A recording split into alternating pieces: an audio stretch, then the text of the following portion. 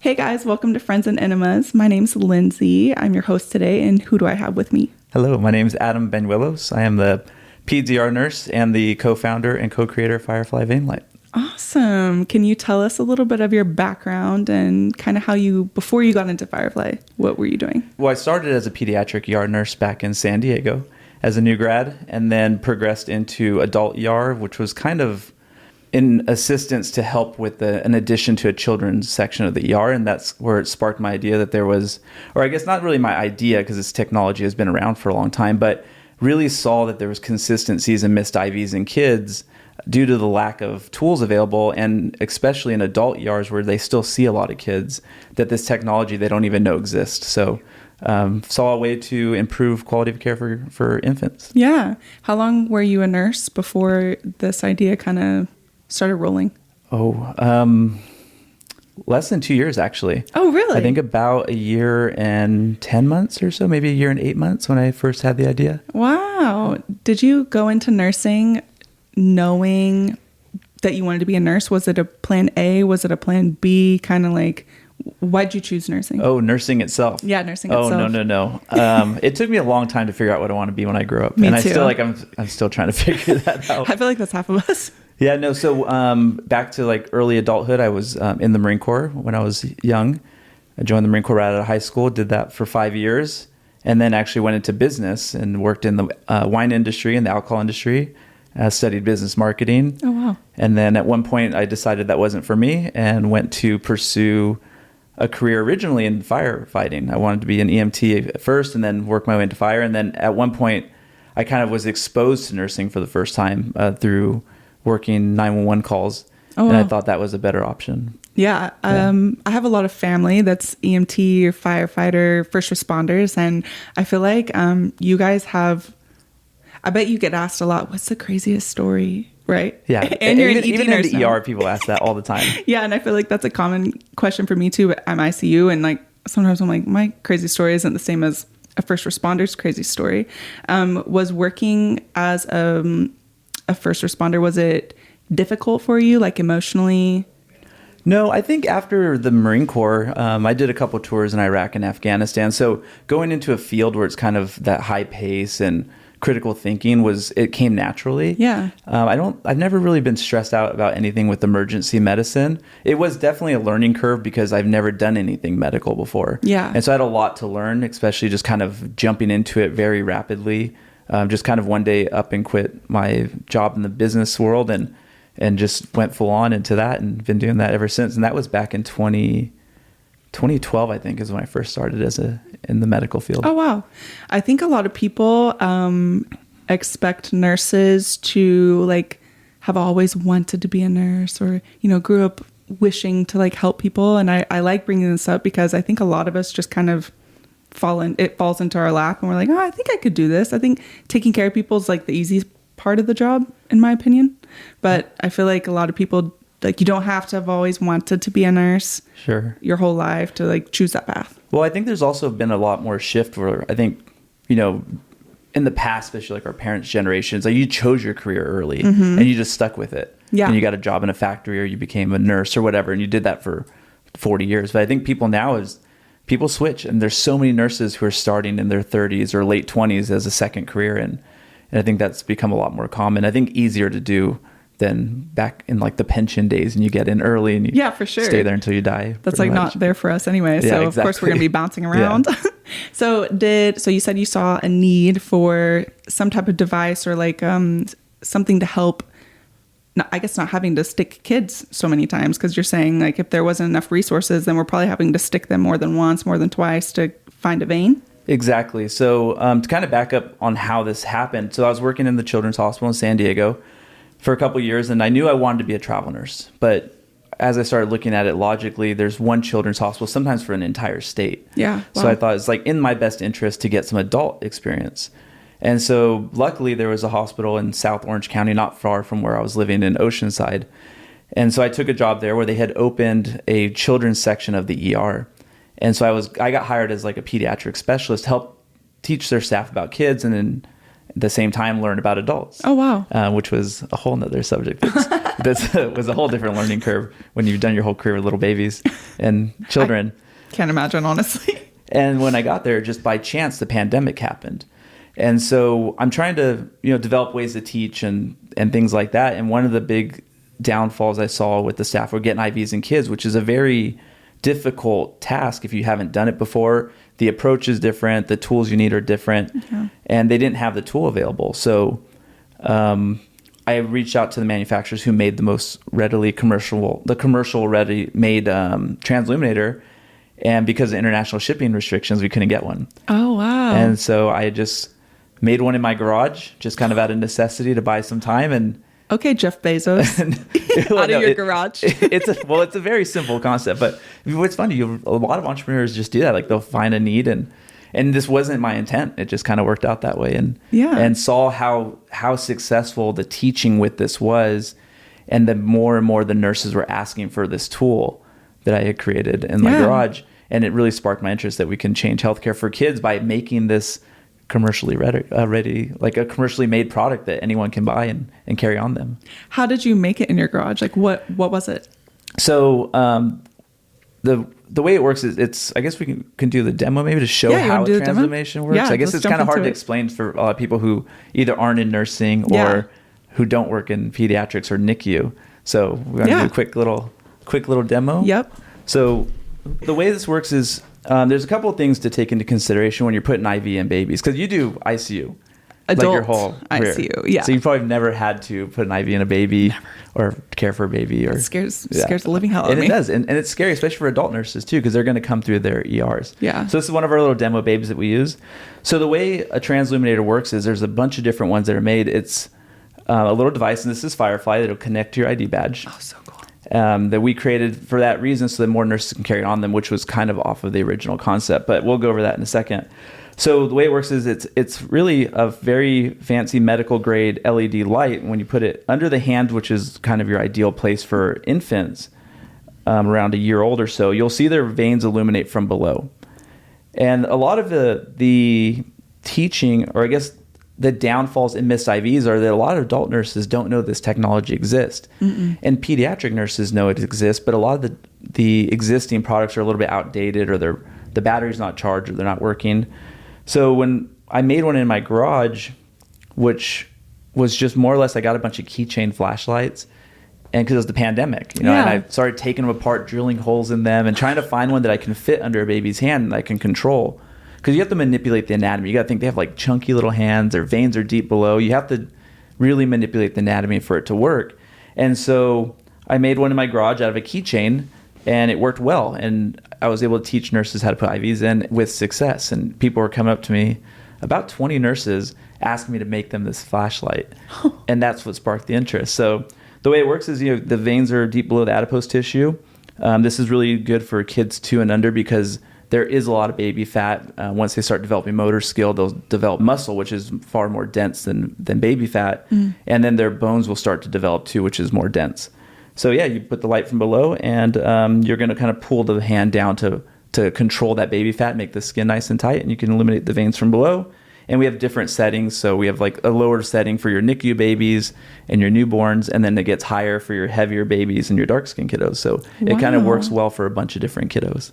I mean, that's impressive. Honestly, being a nurse during COVID, and you're like, I think I have a business idea, like a product idea that could really serve your community, and then also hopefully make you money outside of bedside. You know what I mean? Like, yeah, well, that wasn't the original intent. I mean, obviously it was. When you start a business, you're not doing it to just, let's be honest, for fun. You're there to, create a business and drive some revenue.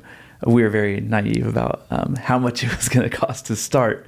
But yeah, we just, I was teaching these staff and made this keychain, and we had huge success and consistencies in first attempt IVs.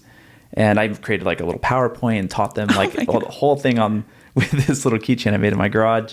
And it sparked the idea. That's really cool. Yeah. I mean, it's impressive. I'm sure you've heard of Anthony from Lumify, but he created a gadget for nurses as well, and also was like a new nurse. And I think he thought of his in nursing school. It's just cool that our minds are like thinking outside of the box, and like we're the ones on the unit working directly with patients, and so you know exactly what you're needing, and we can't always get it from hospital admin or whoever decides what products we get in the hospital. Yeah, and you'll see that a lot, and I'm sure I don't know how much you see in the ICU, but you see in the ER a lot where people just kind of rig up things that make it work. You know, whether it's, you know, your lines are in the way and someone makes a little clamp to go on the bed, or you kind of make things to make things work sometimes. And especially during the pandemic when there was restrictions, you couldn't get the tools you needed. Right. And this was just something out of necessity. Right. Okay. So going back a little bit, where did you start nursing?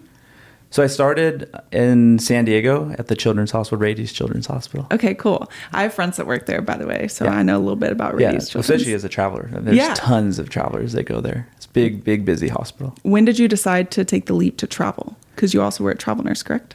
Yes, correct. So I wanted to do it around 2 years was the plan. Like I said, it was knowing that only doing pediatrics was going to restrict me. Yeah. It was always my plan. I had met a friend of mine as an ER tech who was a travel nurse, and he was like telling me about this guy's making good money. He was just like, oh yeah, I'm gonna head to Ibiza for a couple weeks to go partying between contracts, and he's just like traveling around the world. Must be nice. Single, like making good money. I'm like, damn, I didn't even know travel nursing was a thing. So from the beginning, that was like the goal. That's so funny. That's exactly what happened with me and my husband. We were nurse techs in the hospital. One of my friends who was a nurse convinced us to go to nursing school. She was like, you know what, you guys, we didn't really know what we wanted to do. We were kind of taking a break from college, and we were just working as just normal nurse techs. And she was like, you should go to nursing school, become a nurse, and start traveling. And we were like, traveling? What is traveling? And she introduced us to one of the travel nurses on the unit, who I thought was making way more money, than everyone else. And she liked her lifestyle a lot more. There was a lot more autonomy and just different things that I guess experience that she had that other nurses didn't have, just because once you start working at different places, you notice all these different things that happen everywhere, versus just your one hospital. Yeah. But me and my husband decided to go to nursing school too, just to travel, obviously to get the experience first, but then jump into travel immediately. So I know your husband's original degree was in sports medicine. Is that correct? And what was yours before nursing? Oh, see, I jumped around. I didn't have a degree before nursing. I was in college for like 7 years. I was a pre-vet for almost 4, jumped to geology. They were licking rocks in class to see if it had salt, and that's when I knew it wasn't for me. I was like, I'm not looking at rocks. Interesting jump. That's weird. It isn't. Yeah. I literally just did it because one of my family members was like, geologists make good money. And I was like, cool, I'll be a geologist. Yeah. Lasted 1 semester, moved on from that to dental hygiene, took a break, and then wound up in nursing school. Perfect. And here we are. And here we are. Real nurses. Look at us. Real life nurses. So during travel, then is that when, like, how long from nursing to Firefly? So we started, I had the idea about, like I said, just under 2 years of being a nurse, and then didn't really do anything with it for a while. Like, it wasn't my dream to like, oh, I'm going to be an entrepreneur and change medicine. Like, that was never my intention. Like, I had this idea, ran it by my girlfriend at the time. She's like, yeah, I think that's a good idea. I think that could work. And then did nothing for like, oh man, probably like a year and a half. Yeah. And then later on that year, I like pitched the idea to a friend of mine who's another Peds travel nurse. And he's like, yeah, I think that's a pretty good idea. Like, I think there's a need for it. And then we took a couple contracts together at one in Oakland and an adult hospital, which was a whole different world. We kind of a whole episode about East Oakland emergency room. I would love to hear. Yeah, we'll tell you later. It's a pretty wild place. So we went there together, and then went to Nicaragua and surfed for a while, and then went to another contract, and we didn't really do nothing with it. We thought it was a good idea, but didn't really. Part of it was not knowing where to start, but COVID was kind of tapering off, and we were pretty burned out from being in the ER. So it was kind of, well, let's go climb, let's go surf, and it was an idea in the back of our heads, but never even knew if we were actually going to do anything with it, to be honest. Yeah. And that was about September of 2021 is when we finally started the corporation and actually started getting involved with looking into what it takes for research and development. And what does it take? Oh man, that's so much. There's so much that we didn't know. I mean, we started with like just very basic, like, all right, let's do a drawing of what we want to look like. Features that we knew would be important from a pediatric perspective that other devices didn't have. and then do like a digital drawing and kind of like a concept more or less that we would present to engineers. And then it's a lot of being told that, yeah, we like the concept, we like what you're doing, this seems cool, but you're not worth our time because it's such a small company. Yeah. You reach out to these medical engineers who, work for like big companies that are spending millions of dollars of revenue. We're like, yeah, we're just two travel nurses that have an idea. Like, but you had a good idea too, because like you're saying these big medical companies and like they've got bigger things to do, but a lot of the equipment that we have in the hospital from them doesn't exactly work just right. And I think it's interesting that like I always say, who made these hospital beds? It wasn't someone who worked in the hospital, because half the time they don't work how they should. Mm-hmm. So it's interesting that they're like, no, you don't know. Well, I think it's more from like a volume perspective. So, we're two just surfer travel nurses who, we don't know. We didn't know what we were doing, but we're looking to, we have this idea. And I think from their perspective, like these guys have no idea what they're doing. Yeah. They're probably not even anticipating how much it's going to cost, let alone being able to dump millions of dollars into production. Mm-hmm. So for them, I think it's more of just like a volume thing. Okay, cool. Like we think it'll work. We wish you the best of luck, but you're not for us. Yeah. And we heard that over and over and over again. Being told no, I feel like, what is that? Every no is closer to the first yes, or whatever. That's what they say, yeah. It's what they say. But I mean, finally, it seemed to have happened. Yeah. So we eventually finally found an engineer company out of LA that was willing to take us on. And they're really good, really experienced engineers, but you can tell that they had just formed their own corporation, like their own company. Mm. So it looked like they were just looking to add things to their portfolio. So gave us a chance and we ran with it. But it was good. It was like timing. I guess timing is everything sometimes. Yeah, timing was good. I don't remember when we actually got started with that. I guess 5 or 6 months after we started the corporation, probably close to a year after we started designing is when we finally found an engineer to help us out. Do you find it's hard finding other like-minded people, like entrepreneurial or especially in healthcare? I think people have a very misleading idea of what it's like to be an entrepreneur, and to have people have great ideas all the time. Mm-hmm.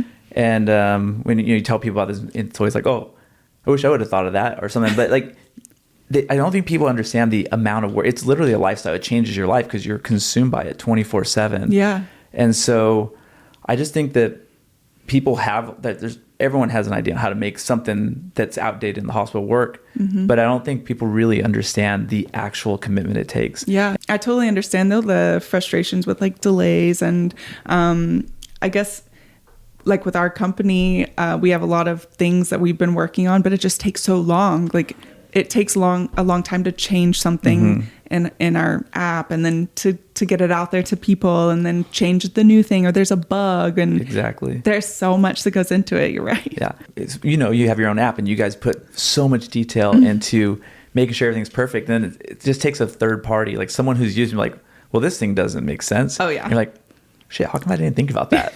I just spent the last 2 years designing this, and that's such an obvious mistake. That's literally what you said something earlier that made me remember. Like people don't understand a lot of the ins and outs that happen. Mm-hmm. But our first year at TravCon, I think it was 2021, and we had a guy come up to our booth, and he was just looking around, and he said, "This is a really dumb name." And I said, "Wow, thank you so much. Yeah. Is that all you came over here to say?" And he was like, "Yeah, pretty much." Yeah, it's crazy because people do come up to the booths, and we do a ton of conferences now, and they'll come up and then make some kind of comment like that, like, well, that's dumb, or like that doesn't make sense. I'm like, okay, well, clearly it does, because it's a very rapidly growing company, right? And because you don't understand, it doesn't mean it's a dumb idea, right? Or I don't know, it's just like, it's strange. Like I would never go up to someone and just be like, I hate you. Yeah. That's what it feels like. Yeah, exactly. It's like, this is my baby. I guess it's like, you probably feel the same way. It's like, it's kind of like a little personal. Like I just spent my whole, literally took my entire life to change my life personal. To make this thing work. Yeah. If it's just an employee, like, okay, cool, whatever. Yeah. So it's interesting how people they just don't know. They don't know what it takes. They don't. And what are future plans for Firefly? We have a lot of things in the works right now.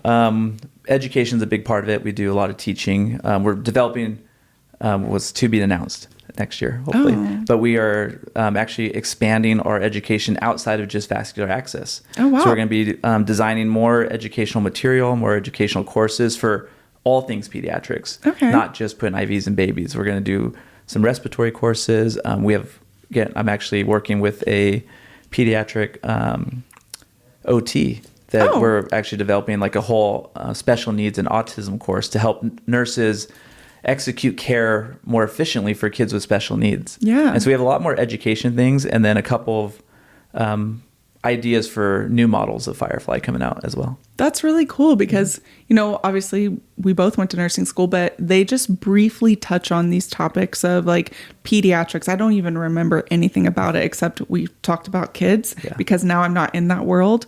But when you tell someone like from the general public, oh, I'm a nurse, and they ask me something about their kid and I'm like, oh, no, I thought you were a nurse. I'm like, no, I am a nurse, but these are different specialties. Like a different world. They don't know. So that's really cool that you're like diving into specific things. Yeah. And a lot of it stemmed from being a travel nurse and working in multiple different adult hospitals. Because the biggest focus is people think that you don't see kids at an adult hospital in an ER, but it's the emergency room. So I can't remember the exact numbers, so don't quote me. I can get the numbers later. But the CDC does reports on like patient volumes, for instance. And I can't remember the exact number, but I want to say it's like 21% of all patients that go to ERs in the United States are pediatrics. And then you break that number down even further when you break it down to the demographics of what's the most frequently visited population, or the population that visits the ER most frequently are actually kids under 1 year old. And I believe the report was for every 100 kids, 104 visits to the ER happens. Or I'm sorry, for every 100 kids under a year old, there's 104 ER visits. Oh. So it's a population that I think gets overlooked in adult hospitals. And as a travel nurse, I really saw that there was a lot of gaps in care for populations for kids in adult hospitals because people just aren't educated enough on how to care for kids. Okay. That's why they want you to have your pals to work ER. Yeah, exactly. No, 100%. Makes sense. And especially like, hospitals that, if there's a children's hospital down the street, but you got to think like there's hospitals where, there's a great children's hospital an hour away, but if there's a local smaller hospital 10 minutes from your house, you're not going to drive your kid an hour at 3 a.m. No. When you're exhausted because they've been sick for 4 days. Like you're going to go to the closest hospital. Right. That's interesting. Yeah. Because I'm ICU, adult ICU, but I've always thought about switching to ER. I feel like I would thrive there in a sense, but then sometimes I'm like, no, it's too scary. But the kids make me really nervous. And they're it's someone's kid. I can appreciate that feeling for adult nurses because I felt the exact opposit when I went to adults for the first time. And I have like a giant human that I'm like, what do I do with this? A giant baby. I remember the first time, I think it was my first shift in an adult ER. And there's some kind of code going on. I don't remember. It doesn't matter. But they assumed that I was like a real nurse. I was just precepting in this adult hospital. I was a real nurse, but I wasn't an adult nurse. And there's like some kind of trauma or code going on. And this nurse hands me an IV. She's like, start an IV, and hands me a 20 gauge. And I had never used a 20 gauge needle before. And I was like freaking out. I'm like, what do I do with this giant thing? Because I've never put a 20 gauge in my career. Oh my God. I can appreciate that like intimidation factor for something you're not used to, like working with a tiny child for your first time. That's not anything I would have ever thought of that you've not worked with. Like it makes sense though. Like what do you put in this? What would you put in this little baby? So I can't really speak 100% for NICU because we just started appreciating how unique NICU is. And I've hired a couple of NICU nurse practitioners that come to conferences, and I've learned so much from them. So for ER standpoint, we only have the smallest gauge we have are 24 gauges. Okay. And so what I like to teach when I'm teaching classes at my hospital or at conferences is I like to use the 24. There's a shorter gauge that has a shorter catheter length, and then a longer one. It's like 14 millimeters versus 19. So 19 I usually use for kids that are like over 1 month old because they grow so much in that first month. Oh. And 1 month and below, I typically will use the shorter catheter because you got to think, the anatomy is so different. And if you're putting IV in a hand or wherever, you got to take into consideration bifurcations and valves and things like that. So the shorter distance makes it a lot easier to advance your catheter. So that's true. And I believe I just saw at a conference, they make 26 gauges. I'm like, That's tiny. I know. And I guess I have to reach out to my NICU staff that we hired this year. to kind of get more information on that, because I went to one NICU conference. I'm like, this is way out of my league, because we designed this from a PDR's perspective. I didn't realize how small these kids are and just what a specialty. I would have never thought. And that's like a big NICU kid, that doll, compared to the size of some of them that I've learned about at these conferences. It's just, I wouldn't even know what to do. I would not know what to do. For those listening, not watching, I have a dummy. Is that what these are called? I feel like that's not the right word. A doll? A doll. It's just a doll. I have a NICU doll in my hand, and it fits in my hand, but they're smaller than this. I mean, that's just crazy. That's crazy that this exists. Obviously, I knew NICU exists, but like, I'm not in that world at all. Yeah, I realized it real fast we went to the NICU, the National Association for NICU Nurses, the national conference in Florida this year. And we're rolling in with our other dolls, the one you have next to you, because that's what we've been teaching at all the emergency conferences. And I'm like, holy crap, our dolls are huge. And like everyone had these NICU sized dolls. And then it like never really dawned on me that like, I mean, we see newborns in the ER. Yeah. But like full term newborns are huge compared to NICU babies. Yeah. So just a huge appreciation for what NICU nurses do, because it's everything's just so tiny. It's like, you have to be so precise with like your motor skills. It's amazing. You NICU would. Nurses are like, can you drink caffeine and give an IV? Because there's no way. I'd be like, I mean, and you just poke through the arm. From fear, to be honest. I don't want to be around a baby this small ever in my life. I don't think. You should get a NICU nurse to come and talk about. I should. On your podcast. That'd be great to just hear the perspective of. There's a girl I would like to meet. Her name is Tia as well. Not that Tia, but this Tia. She's a NICU nurse, and some of her stories, I'm like, how? They're just so tiny. Like, it's just another world. Yeah, she's super sweet. I've had a couple meetings with her, and her whole team that they have there that she works with, they're amazing. So invested in education, and that'd really be a great cool. one. I do think one day when my back goes out on me from turning adult ICU patients, that maybe the NICU will be where I go. Because like, can you imagine turning this? Like versus my whole back. Do they turn? I'd be. You're like, don't do that. They are being that small. That's what they say, though. They say that the babies aren't as fragile as you think. Yeah. Well, I know from like ER perspective, people always like, they're afraid to touch like babies when you're doing stuff. Like, you're not going to break them; they're fine. But like, I'm assuming like the same for NICU. Like, I don't know. I don't know. It's pretty tiny. Yeah. NICU's funny too, because actually Tia posted this on her Instagram at one point, and I was cracking up because it was like some kind of video talking about it being a cult, because she's like, oh, everyone here is happy.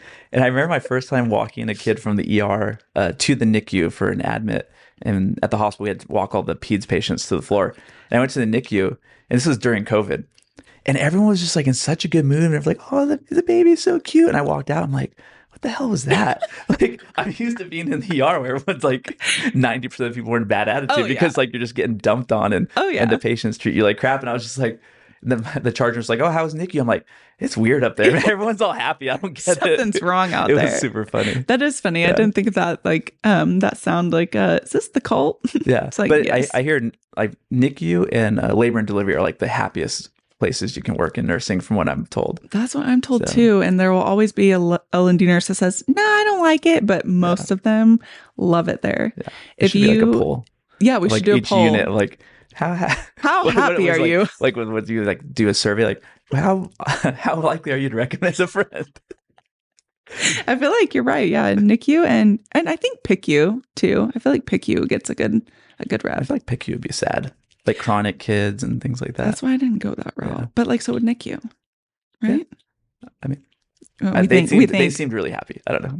If you didn't do ER, what would you do? Oh man, I've always wanted to do labor and delivery. Really? Yeah, and that was what I wanted to do as a new grad, and I just chose not to because I just felt being a male nurse and being such a specialty, if I changed my mind, it might be hard to get out of it.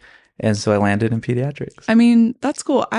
You're right though. I don't see a lot of male L&D nurses. Mm-hmm. I know they exist, but I know of one, and he has told me that he gets fired for more rooms. Oh, really? I can imagine. Just from being a guy, because like they're uncomfortable. Yeah, 100%. And it's funny. I was actually just listening to your podcast episode with Anna recently. Oh yeah. And when you guys are going through a bunch of questions, I'm like, oh, I hope there's a question about like asking about male nurses in labor and delivery. Oh yeah. But I know I didn't Don't worry, I'll have her on again. Okay, cool. Yeah, I'll ask her. No, because I have friends who've done labor and delivery. And they say they have male nurses and they're great. And, Yeah. But if I ever leave ER, I'm leaning towards labor and delivery or pediatric oncology. That's Isn't really something cool. else I would be interested in as like a backup plan. Wow. Yeah. Very cool. You want to walk me through the details of Firefly? Yeah, so we'll just go over a couple of things that make it unique because there are probably about a dozen different products on the market that essentially have the same goal. You know, they're transluminators. It's a real simple concept, but what makes Firefly super unique is that Evan and I hand designed this from our pediatric experience, and we took into consideration things that were missing from other ones and what we can do to improve how well this works. So we'll grab the babe. So a couple of the features on here, one of them that we thought was super important was we actually didn't really take in the whole lot of consideration how much people were going to love it, but we were just, we're surfers and climbers. We live our lives in the outdoors. Well, we live our lives in the outdoors and we think it's important to like make things sustainable. So we added a USB rechargeable battery, a USB-C battery. And that was more because like, less waste. We don't have to waste batteries. And then it just turned out like, we didn't realize we're like one of the only products that has single or reusable batteries. Oh. And I found out why later. It's mostly because of how strict shipping is with batteries. I learned that, because we're getting with some international stuff, but, and so that's one feature that we added. The studded surface was a cool design that Evan and I came up with that when babies are diaphoretic, the existing transluminators tend to slip out of the baby's hands or feet or wherever you're starting the IV. And this creates traction. And I actually learned from NICU nurses that it works really well for newborns when they have to go to complex deliveries. They don't have to like completely dry off the baby to get access. It grips real well. So that was like a side bonus. We never thought of that. It was mostly for diaphoretic kiddos. And then there's actually one of my favorite features is there's a built-in thermal sensor into the product that we had our engineers design. So if it detects heat, it'll turn it off to protect the baby's skin, because we had read reports of other products that left burn marks on babies' skins. Oh, wow. And so we thought that was important to incorporate that. And the kind of cool thing is, so it's small enough. It's one of the, I think it might be the smallest transluminator, if I'm not mistaken. I'm pretty certain it is, but if there's another one out there, maybe someone can drop it in the chat, because I would love to see if there's something smaller, but I'm pretty sure it's the smallest one. So for ER, you have typically infants. It fits well in the baby's hand, so you can wrap their hand around it. And when you turn it on, it has multi-lumen settings. So the first lumen is designed for your newborn babies, your NICU kiddos. And then as it goes up and gets brighter, it will get brighter. So the first setting, I believe it's 7 lumens for your NICU babies and your newborns. And as it gets brighter, it's designed for your dark skinned kiddos and your heavier babies.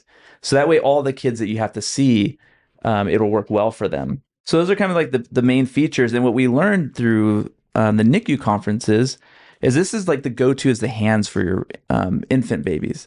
But for your smaller babies, like your like newborns, like for instance, this is a little bit more equivalent to like a newborn baby, like a term newborn baby, that you can hold the product. I like to use the wrist when I'm putting IVs, and it's small enough where you can hold the light perpendicular onto the baby's skin, and you can use it for the wrist, or you can use it for the ACs or for the feet. I like to use the feet a lot, like the lateral foot or even the top of the foot here for newborns. But I've learned from NICU, because I'm like, it's small, but can I borrow the NICU, babe? What I've learned from some of the NICU nurses that use it is that it works really well, and that you hold the vein light sideways on the baby. It fits perfectly over the arm or the leg, because they put IVs in like the knees and like the shoulders and all these crazy spots. Nurse practitioners use it for their PICC lines. They'll put it inside of a sterile glove, because the other ones have cords and it'll cross the sterile field and compromise their sterile field. So we've found that we originally just thought of it as an ER product, and then it like just exploded in the NICU world. And we learned a lot about how NICU nurses are using it, so that we can educate better on those smaller babies and things like that. That is super cool. So if I were going to do it. Yeah, let's get you to try it. I know we already talked about this, but now I want one for adults. I know. Well, the density, that's one thing. The density difference between the adults and kids makes it so hard. So yeah, you're going to hold it. The hands are the go-to for the infants. And so you'll hold it. I always tell people, don't turn on until you have it under the hand, because it's so bright. It's so bright. It's really hard to put an IV when you're seeing spots. That's crazy. So what you'll want to do is you want to hold it, like if you turn the baby facing you, that way you can kind of, with your non-dominant hand, you'll kind of put it in your on your middle finger and then use your thumb to wrap the fingers around it and flex the wrist down. Mm. Can you tell I've never worked with kids? So when you're doing that, you're going to flex the wrist down, and what you're doing is you're controlling that adipose tissue. So if you can imagine, you're trying to put an IV in a baby that has a lot of baby fat, it's going to have some resistance on the skin if you don't control that baby fat. And when the needle finally breaks the skin, it's like a little slingshot, and you're going to go right through the bottom of the vein, which you can imagine is already a small target. So by flexing the wrist and rolling the fingers down, you're really controlling that baby fat to make it nice and taut so your needle advances really smoothly. And it also stabilizes the vein because it's controlling the baby fat, making it tighter so the vein's not wiggling around. Not going to roll on you? Yep. And then if you wanted to, like if you had a heavier kid or dark-skinned kid, you can press that red button and it'll get brighter for your darker kids and for your heavier babies. Oh, wow. Yeah, that is bright. That would blind me. Yeah, and you'll be amazed. Like my favorite kids put IVs and are like the real chunky babies. Yeah. They have the best veins, but it's really necessary to have that high. I think it's 29 lumens at the highest setting. I mean, that is really impressive. I think that's so cool that you guys came up with this and like you said, just for your niche, but then it exploded into other specialties that need it just as bad. Yeah, and it's crazy. So we just put on. I put on Amazon earlier this year just as like a trial, just to see, that's where a lot of people like to shop. That's where people, it's a credible company and it's one more resource. We're like, well, let's just try it. Yeah. We've been #1 best-selling vein finder on Amazon for, I think, 4 months in a row now. Oh my God. So, yeah, it's like kind of cool watching this like crazy idea that you had in your garage. And now it's in clinical practice in all 50 states. And there's a couple thousand of them out there, like truly changing the lives of kids, helping nurses get their IVs on first attempt, which is like insane to think about, 4 years ago, when I just accidentally did this, it's truly changing that you're at care for where kids. You're at. It's like, it's crazy. It's like, no, congrats. It's such a cool thing to know that nurses are trusting something that we've put so much thought into, and absolutely, and it's an American made product, which is also really important to us. And for quality control and things like that too. You told me earlier that you have a wait list for Canadian nurses. We do. They're like, give us these now. Yeah, we have a long wait list actually of international from mostly Australia, New Zealand, and Canada. Oh. And we are in the process right now. We can't disclose it yet on who we're working with, but we're in quality analysis, and hopefully in the next coming months or so, hopefully early 2025, we'll be distributing in Canada as so piloting cool. Our first international country. Wow. And then if that goes well, we have some plans to take it global from there. That is so cool. Yeah. I'm excited to see how far this goes. I mean, and I got to say I met you, and hey, he was on my podcast. Yeah, and that's #2, Vegas the first time. Yeah, exactly. So I think we jumped around, but I want to know about financing, funding. How did you guys go about that? Yeah, so that's a topic I wish we researched and understood a lot more before we started, because I mean, it's a real simple concept. It's a fancy medical grade flashlight. So we were like, oh yeah, we can get this done at like 50 grand. We were travel nurses at the time, right? And we were living in our camper vans. We were traveling, taking contracts, and we had no rent really, and we were paying for like campsites here and there or whatever. But we took all the money we were making during COVID, which was like peak travel funds. Well, no one will ever see that again in our lifetime. I think know it's gone. So sad. But we took the money and we invested into Firefly.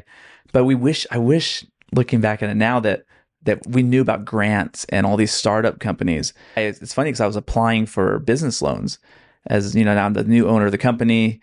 And we actually got denied from every bank because the company was technically almost 2 years old, but it had no revenue because most of it was research and development. And we had sold some product and made some decent revenue. But they're like, well, this on paper shows that you're a company losing money consistently for 2 years.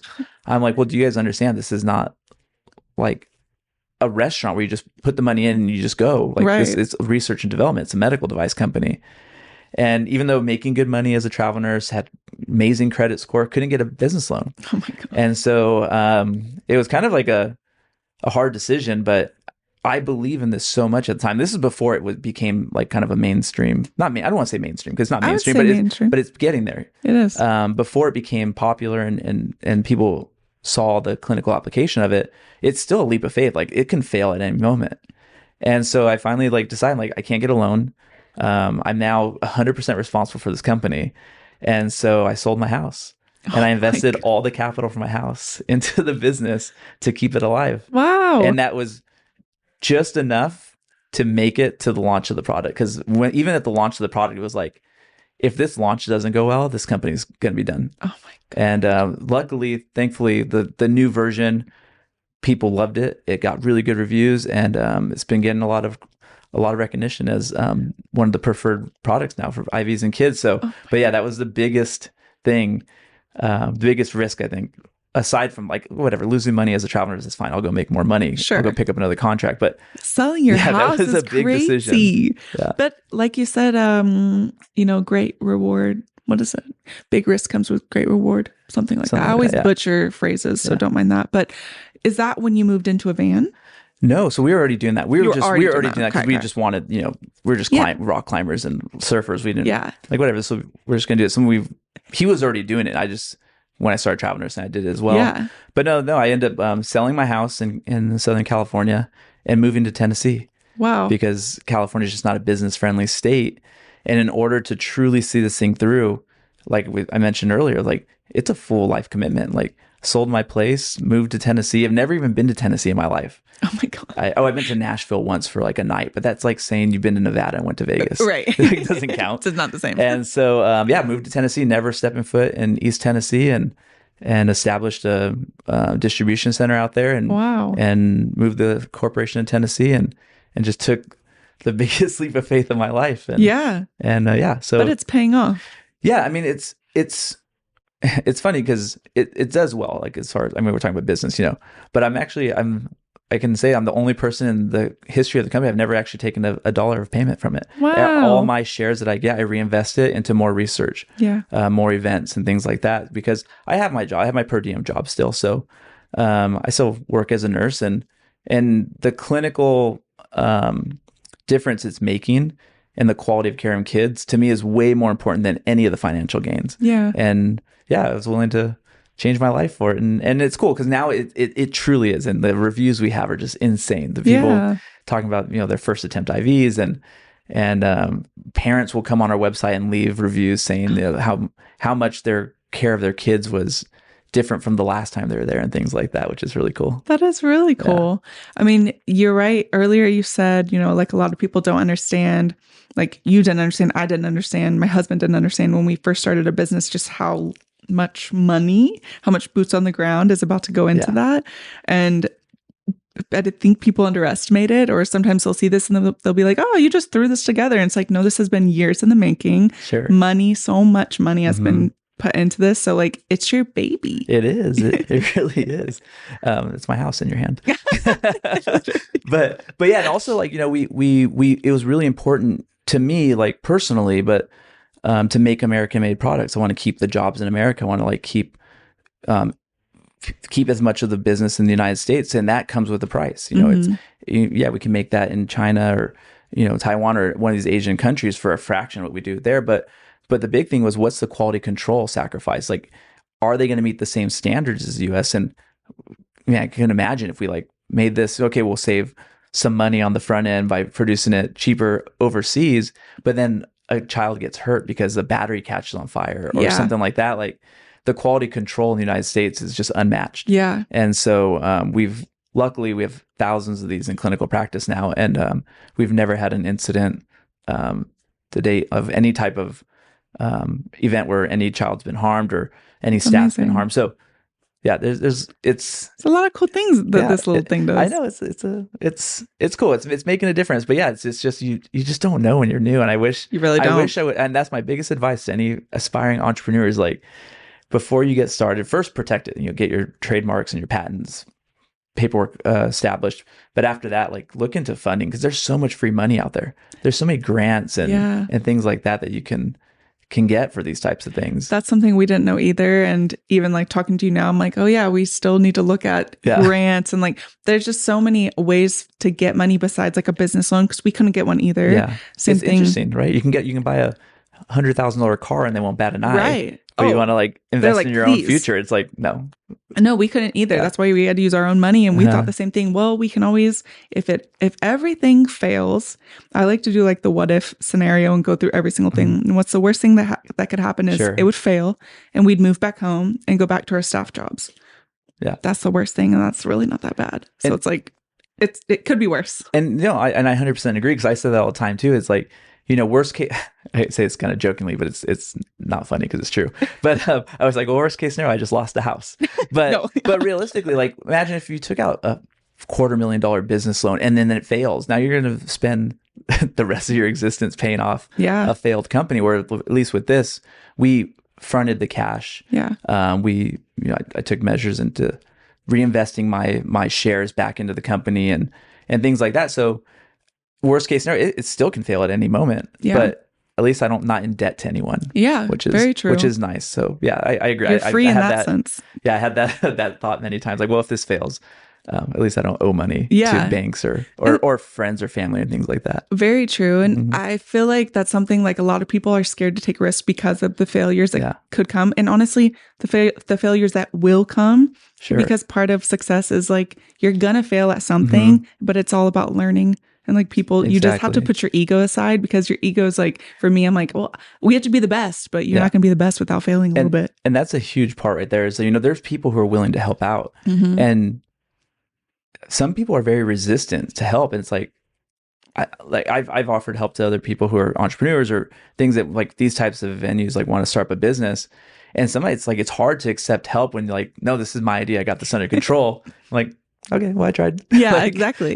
Exactly. I don't think we opened up the door for anyone to help, because we weren't public about it at all. Yeah. We just did it. And then we just did like a silent launch. Yeah. And a couple of our coworkers and friends knew what we were doing, but we never like made it public until TravCon. That was like, we did everything, launched social media, launched everything at one time. That is so crazy. And so now looking back, I'm like, man, if I would have like hyped it up in the beginning, maybe we could have got but some. You can't be in you can't of course. But, can't get in that mindset. For future entrepreneurs. Yeah. Tell them. Look at your resource, see who's willing to help. And honestly, you're right, because the entrepreneurial circle, they're very supportive, and you're right, like take the help that they offer, because I already mentioned Anthony, but Anthony again from Lumify, if you guys don't know who he is, you should look him up. He's so helpful. And it was like refreshing whenever I met him. He's like, anything you guys need, if you guys need a meeting to go about this. And I'm like, is he messing with me right now? But he's being so genuine. And I got to say, I actually met Anthony the first time at the same TravCon 2022 where you had seen Firefly for the first time. But that dude has a talent, though. Like, his personality is just a marketing genius. Like, he can walk into any environment and he cruise around, does his interviews, and man, that guy has the personality to build anything. Like, he does. And he's just very inspirational when it comes to like the creativity of his marketing and stuff. Absolutely. That's what we say all the time. I'm like, he is so creative. Well, what are you most proud of from this venture? I think the thing I'm most proud of is that it's making a difference in the quality of care of kids. And that was the whole goal from the beginning, that seeing those consistencies and missed IVs, and not just for the patient, obviously it's not fair. No one wants to poke a baby with a needle more than once, but the nurses are stressed out because they're not comfortable in that environment. The parents are stressed out because it's their child that you're getting they're sick. They don't feel good to begin with. And no matter how you look at things, like there's, the whole BLS and, all the acronyms on what's the quality, whatever, the higher priority care. But what it comes down to, like, if you're in a code or any type of true emergency, if you don't have access, ABCs go out the window. Yeah. Like, they're important. You're going to keep them, but how long can you do that without actually solving the problem? Yeah. And knowing that this product is in the hands of thousands of nurses around the country, and we have minimal returns, and we get messages on Instagram, we get messages on Facebook, on our websites, on Amazon reviews, and it's truly changing healthcare for kids, and that's the goal. And my goal is to make this the standard of practice for vascular access. Is like, let it be known that there's a product out there that's affordable and that's easy to teach. And we created all the education. We have videos, we have PDFs on our website. They're all free to download. So the goal is to change healthcare and make it the standard of practice. Yeah. I mean, that's awesome. I'm really impressed. I'm so happy to have met you again. Thank you. If you guys are looking for a Firefly, they're on Amazon, but we're going to have a link in our description as well. We're doing a giveaway next year for a few of them. Yeah, so there's a lot of new grad. fun stuff coming. And you kind of already said this, but what's one piece of advice you would give to someone who's looking into entrepreneurship? I think the biggest piece of advice is just like, don't rush into it. I mean, it's a great idea. Like if you have a great idea, do a lot of research, because I think the mistakes that we made with Firefly could have been detrimental to the company. Like it could have went under at any moment because some of the mistakes were so big, but they were preventable. So I just think take your time, do the research. I mean, I guess again, look into funding, man. There's so much free money out there with grants, especially for research. But I think we just stalled for so long, and then we're like, okay, we're going to do it, and we're just jumped all in. But I think this slow down a little bit, and even ask people for advice, but protect your stuff, put your patents in, put your trademarks in, because it's a cutthroat world out there, man. It is the business of these types of things. Some people, their best interests are not in the patients; it's in the outcome of revenue. Yeah, so protect yourself and ask questions and slow down. I love that. Well, before we head out, I'm going to read you those new grad stories. Yes, and we'll see what you think about them, because I think new grad stories are one of my favorite things to read. I don't really have one. My funny story was going to be the 20 gauge IV in my first adult patient, because it wasn't a new grad, but I was freaking out a little bit. Mean, honestly, it makes sense why you'd be like, how on earth? But that's when you say it to me, I'm like, no, that's what we use. That's what I grab every single time. Scary. Like I said, my friend Tia, she was telling me that she's a Peds ER nurse, and they put IVs in their head, and I'm like, what? Yeah. In their head and like their feet. And for feet, for adults, we have to have a doctor's order to even attempt it. Yeah, I mean, all the children's hospitals I worked at, I've never seen one done. All right. As a new grad, I had the task of giving my first suppository to a patient for constipation. I had the patient turn to the perfect Sims position and partially covered for modesty, privacy, and comfort. Even kept lights dim for relaxation. As I inserted the suppository, she said, that is not it. I had put the suppository in her vagina by accident, and I was mortified. I now make sure my orientees know how to have the room well lit and pay attention to which hole you're going in. Yeah. I'd be mortified. I would be mortified. Yeah. Absolutely mortified. It happens. It happens. I mean, I don't know. Like, yeah, it's like my bad. I know you're a new grad and you don't want to get up in there, but you gotta get up in there and see where you're going. You do. Honestly, I feel like the thing with patient care is, yes, you have to make sure that like their dignity is intact and you're doing everything you can to make them feel comfortable. But at the end of the day, you got to put it in the right place. And so you might have to use a flashlight or something. Like, it is part of it. One of my favorite things to tell. The mood setting part of that story was pretty funny.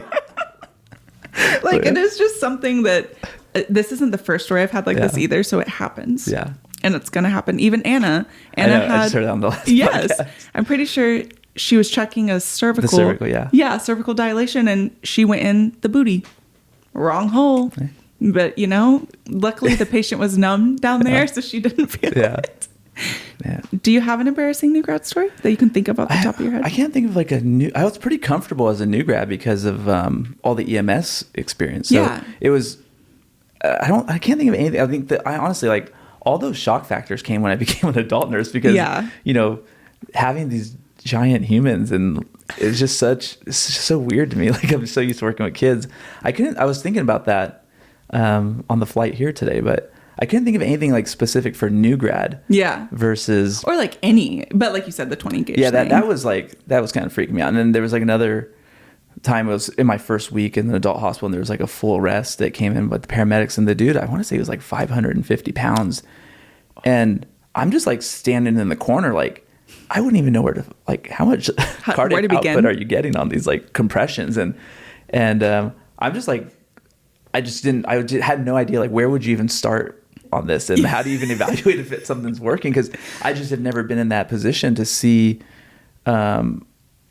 adults, for one, and then like having this population that you have to get IVs and you have to like, my whole mind as a peds nurse is like weight-based dosing. Like, like how do you even, but then I realized, okay, wait, it's just standard for adults. Yeah. But yeah, so that was just, it was just like these constant, like, I've been a nurse for 2 years, but I was like, constantly like, what is Second that? What does guessing. that mean? Yeah. Like, oh, what do you do here? That's so true. You kind of made me remember something, and the story is not funny. So let me preface that because people will come after me. But the part after is, to me, a little funny. I was at the gym one day. I've never said this publicly because it's not appropriate really to say publicly, but I was at the gym one day when I saw a bunch of people running towards something, and I was like, who are we running from? So I like get up immediately. I look behind me. I'm like, okay. And I look forward, and there's a man on the ground. He had fallen, hit his head. He had a laceration. I ran over there, and I was like, oh my God, like I've never done this outside of a hospital. And so I was like, sir, are you okay? You know, the whole like BLS training. He's not responding. No pulse. Begin CPR. So I began CPR in our gym. This ex-cop comes up. We're going back and forth for about 15 minutes doing CPR. I'm like, you call 911. You grab the AED. You know, it's like a commercial. Oh my God, that's what was going through my head. But when the ambulance got there, you know, they take over. They got the Lucas machine. They wheel him out, and I'm like, oh my God, that was such a rush. Like I couldn't even remember. I started second guessing everything. I called my husband. I was like, this man just went down the gym. I had to start CPR, and I forgot to give him breaths. I forgot breaths. Oh my God. Like I was freaking out. Jared was like, Lindsay, we don't give breaths on the field anymore. But like your mind just goes, I was like, but in the hospital, we're giving breaths. Yeah, exactly. So I was like, oh my God, no one was giving him breaths. Like if he dies, it's our fault. And he was like, no, you don't give breaths out there. And I was like, oh yeah, okay, we're good. But it's one of those times that you're just like, whoa. I think they still teach that though in like the basic BLS. I don't know if they did. Not in the field. Yeah. Like because no one really has a mask these days, and you don't want mouth to mouth. As I looked it up after, because I was like, I don't think it's true. I don't think it's right. Yeah, because I feel like I just saw. Anyways, maybe not. I don't know. I thought they were like. To some degree, they were still teaching the mouth-to-mouth part, but I'm like, I thought that was phased out. I think it's phased out. Been a long time. Because I mean, in the moment, I didn't get breaths, but you know, see, it's like the muscle memory. Just it is. Roll right through it. It is. Okay, I have another one for you. Okay. This story is from when I was a student, actually at clinical. Another student and I were doing a bed change and bath on a stroke patient who had I can never say this. Hemparesis. There we go. Good That's job. Embarrassing. Who had hemparesis and only used one word at a time to communicate. So as we were finishing up, he's butt naked. We didn't get the gown on yet. He says, bathroom. So I'm like, oh, okay. Where's the urinal? At this point, frantically searching the room for the urinal that was not present while he's repeatedly saying bathroom. I'm like, oh my God, we're just going to have to cover him up with a pad and run to get one. Suddenly he lets loose and starts peeing. And the other student reacts by grabbing his penis and plugging the tip with her thumb, which I was like, oh my God, don't do that. Just use the pad that was on the bed. But I lost it when I saw her do that. I've never seen anyone. Logically, it makes sense, you know, like, plug it up. Yeah, I mean, it's like, like it's still going to come out just like all over your hand, I guess. But I think that only works for bleeding in like the hospital setting. Like, not urine. Yeah. That's funny. I thought that was pretty funny too. That's all I got for you. Yeah, that's great. Gotta love those new grad days. And stuff. And you're just trying to do your best, and something happens that no one taught you in school. Try not to kill anyone. Try not to get in trouble. Try not to plug someone's penis. Yeah. It's a little weird. I keep that in mind. Next time one of the ER patients are peeing on the floor, just like point it away from you. I learned this in Arizona at the podcast.